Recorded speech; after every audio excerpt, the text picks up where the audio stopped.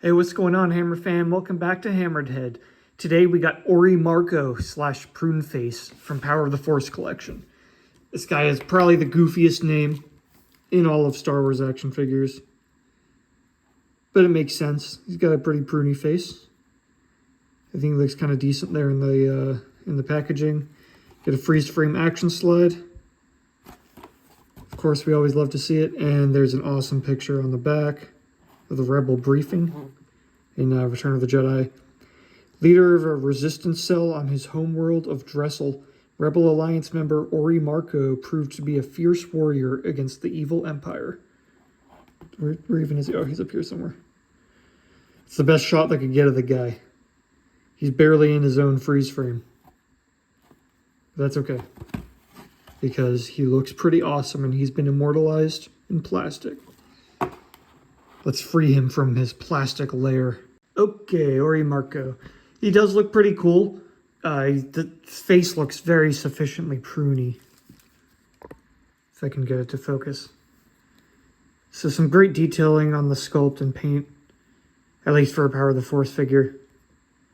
And the eye patch looks pretty cool. I like his really yellowy orange eye. But I do have a few complaints about him.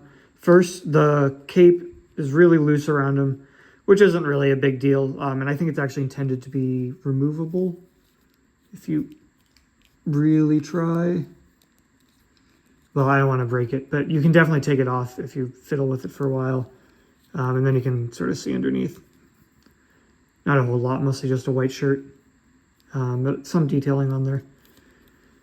But then my other complaints, the hands are not intended really to hold the blaster that he comes with. So his right hand, you can even see, I don't know if it's intentional or not, but it's actually sealed shut. Like his thumb is completely attached to the rest of his hand, so you can't really fit much in there.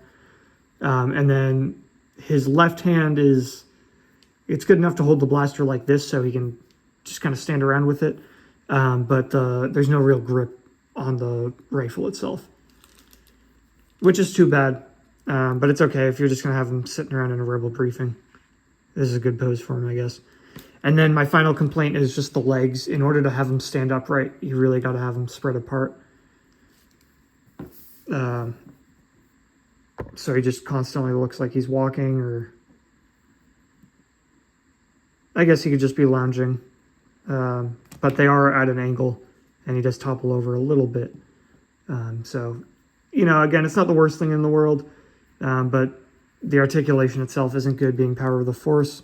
He's just got swivel head, arms, waist, and legs.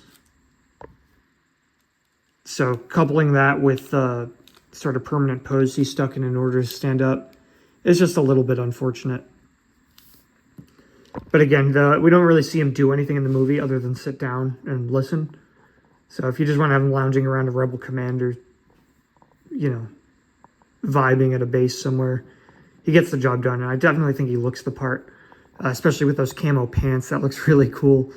He's got a cool belt and stuff. So overall appearance-wise, he's okay. Just some of the mechanics of him could be a little bit better. Let's take a closer look at the blaster he comes with. It actually looks like a real-world gun for the most part. It's got a cool sling on it, some nice paint detailing. Overall, the sculpt is really well done. So again, it's just a shame he can't really hold it very well, because this is a great accessory to include with a figure. But I'm sure you could pose him however you want. The sling, you could, if you took the robe off, you could, I'm sure, very easily get it over his shoulder like that. Actually, even with the robe on, it doesn't look too bad. But yeah, so I like the blaster, just unfortunately he can't hold it well. And here's the freeze frame. Orrimaarko, Prune Face, the famed Dresselian commando, prepares for battle against the Second Imperial Death Star. Yeah, so just what we saw on the back of the card back. It's always fun to have these. And that's Prune Face. I like the guy. He's pretty standard for a Power of the Force figure. Really not a whole lot going on in terms of what he does. It's not the best detailing in the world, but it's actually a pretty good sculpt overall. And the paint apps aren't too bad. There are definitely better versions of this figure out there, but I'm pretty sure they're kind of expensive. So if you just want one of these guys to throw in the background, I would just get the Power of the Force one. He gets the job done. Really fulfills the backgrounder character arc as far as action figures go. So don't shy away from this guy. He's not too expensive if you can find him out there. But let me know what you think in the comments. As always, thank you to my Patreon subscribers.